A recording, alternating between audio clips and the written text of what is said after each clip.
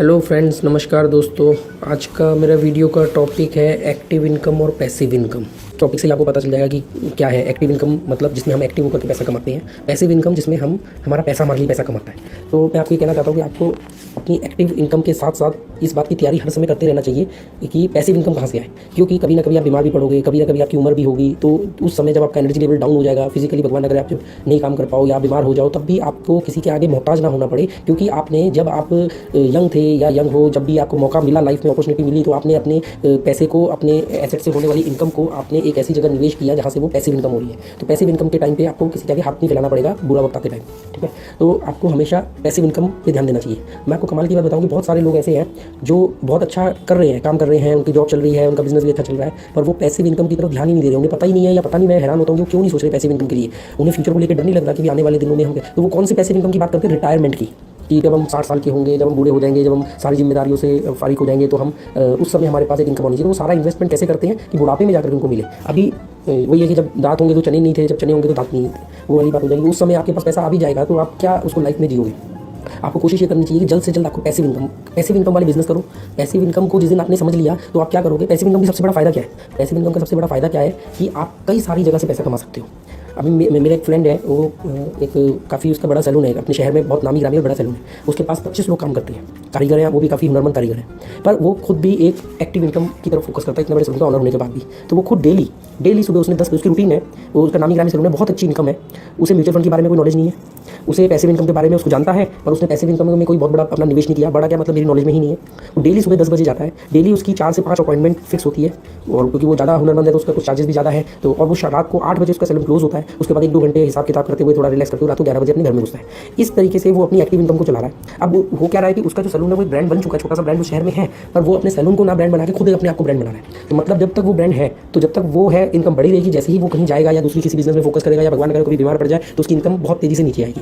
दूसरा, active income का एक और नुकसान क्या है कि इस तरह की रूटीन बहुत सारे लोग फॉलो करते हैं, और वो एक जिम्मेदार बनते हैं। देखो, मैं तो सुबह ऑफिस जा रहा हूँ या फैक्ट्री जा रहा हूँ अपनी, और शाम को 8-9 बजे 10 बजे वो आते हैं। इस बीच में वो अपने परिवार को कम टाइम देते हैं। गिल्ट मिटाने के लिए जैसे ही उनको हफ्ते में छुट्टी करते हैं, गिल्ट मिटाने के लिए वो उनको होटल में लेके जाते हैं। वहाँ पे होटल का खाना खा के वो उनका भी नाश करते हैं और अपना भी नाश करते हैं। जब भी उनको मौका लगता है, साल में 2-3 बार आसपास 300-400 किलोमीटर के अंदर 2 दिन के लिए वो जाते हैं घूमने, क्योंकि उनको गिल्ट होता है। तो वो ये कहते हैं, देखो हम तो कितने जिम्मेदार आदमी हैं, हम तो पूरे साल कमाते हैं, 2 दिन में आप कौन सा शहर किसको घुमाओगे? जैसे फॉर एग्जाम्पल दिल्ली के लोग, आपने कहावत सुनी होगी मुल्ला की रोड मस्जिद तक। तो दिल्ली के लोगों को जब भी मौका मिलता है, मान लो 26 जनवरी अगर मंडे को पड़ रही है, तो सैटरडे संडे मंडे की छुट्टी हो गई, या कोई ऐसी चीज़, कोई भी लगातार 2 या 3 छुट्टियाँ आ जाए, तो दिल्ली के लोगों का रूटीन क्या है? मैक्सिमम लोगों का 300-400 अपनी गाड़ी उठाएंगे, 300-400 किलोमीटर के आसपास आप चलिए। कभी भी गलती से, जब जिस भी दिन 2-3 छुट्टी हो, दिल्ली के आसपास के 300-400 किलोमीटर वाले किसी भी टूरिस्ट प्लेस और हिल स्टेशन में गलती से भी मत जाना। क्योंकि ये कहाँ जाएंगे?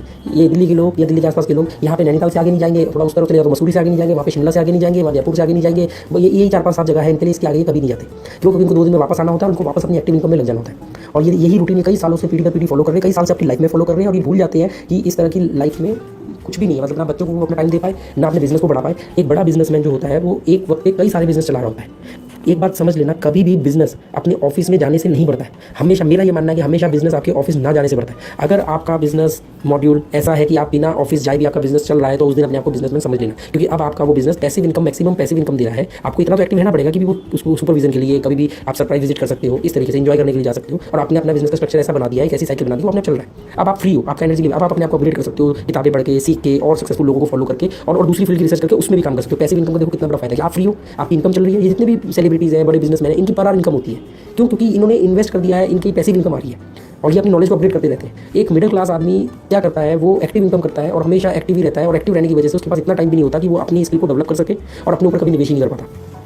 इसलिए एक्टिव इनकम से बाहर निकलो, पैसिव इनकम की तरफ फोकस करो। और पैसिव इनकम आ गई तो अगर सोचो, हल्दीराम वाला अगर सिर्फ अपनी ही दुकान पर बैठा रहता तो वो एक ही दुकान चला रहा होता, और ऐसा हुआ भी होगा शुरुआत में, ठीक है। बाद में जब जनरेशन चेंज होती है, लोगों का दिमाग, नई जनरेशन आती है, नई आइडिया के साथ आती है, वो आगे निकलती है। जैसे बहुत सारे लोग हैं, वो कहते हैं यार नहीं, हम ना ड्राइवर है, अपनी गाड़ी चलाते हैं, या ड्राइवर के साथ चलते हैं, जैसे उनको कोई वो कहते हैं दूसरी गाड़ी लेना, ड्राइवर चोरियाँ करते हैं, तो वो हमेशा एक ही गाड़ी लगाते हैं। कोई बोलता है मैं दूसरी दुकान खोलूंगा, ध्यान कौन रखेगा?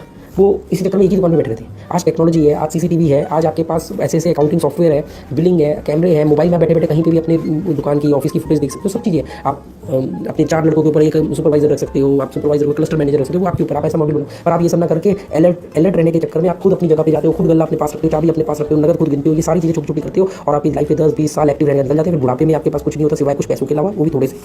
और आप अकेले पड़े थे। पैसिव इनकम होगा तो आपके कई सारी इनकम होगी, बुढ़ापे में भी आप उतनी ही इनकम कर रहे होगे जितनी आप जवानी में कर रहे थे, क्योंकि आपने कभी ऐसा काम ही नहीं किया कि एक्टिव रहना। थोड़ा बहुत एक्टिव तो आपको हमेशा रहना ही पड़ेगा उस चीज़ पर नजर रखने के लिए बस। तो आपको एक्टिव इनकम से विड्रॉ करना चाहिए जितना जल्द से जल्द मौका, क्योंकि अच्छा जब आप जवान हो, एनर्जी बहुत ज़्यादा है, तब आप मैक्सिमम एक्टिव होकर इनकम करो और उस इनकम को ऐसी जगह डालो या ऐसे बिजनेस को साथ में शुरू करो जो पैसिव इनकम दे। जैसे कोई आपका अच्छा फ्रेंड है, उसके पास बहुत अच्छा बिजनेस आइडिया है और वो उसको करने जा रहा है, उसको फंड की जरूरत है या नहीं भी है, आपको लगता है कि फ्रेंड है, ईमानदार है और उसके आइडिया में दम है, तो आप अपनी टर्म्स एंड कंडीशन क्लियर करके उसके बिजनेस में इन्वेस्ट कर सकते हो। वो कमाएगा, उसका थोड़ा सा शेयर आपको मिलेगा, ठीक है। ऐसे करके आप कई जगहों पे इन्वेस्ट कर सकते हो। अच्छा, जब आप एक्टिव हो, एनर्जेटिक हो, अभी यंग हो, एज भी हो, तो अगर एक दो बिजनेस में आपको नुकसान भी हो गया, फ्लॉप भी हो गए, तो आप उसको रिकवर कर लोगे। इतना तो रिस्क आपको लेना ही पड़ेगा, बिना रिस्क का कोई बिजनेसमैन बन नहीं सकते। तो मेरा ये सारी चीज़ का कहने का एक ही मतलब है कि एक्टिव इनकम की तरफ मत ध्यान दो, नहीं तो बुढ़ापे में पछताने के अलावा कुछ नहीं बचेगा। और बहुत बड़ी बात नहीं है कि बुढ़ापे तक वेट भी ना करना पड़ेगा। जवानी में कोई क्रिटिकल इंजरी हो गई, कोई बीमारी हो गई या कोई कई तरह के हादसे हो जाते हैं, अगर इस तरह की कोई इंसिडेंट भगवान अगर हो गया तो आपको अभी ही पछताना पड़ जाएगा। तो इसलिए जब भी अभी मौका है, सिचुएशन इज अंडर कंट्रोल, तो अभी आप अपने बिजनेस को, अपनी इनकम को पैसिव इनकम की तरफ डाइवर्ट करो।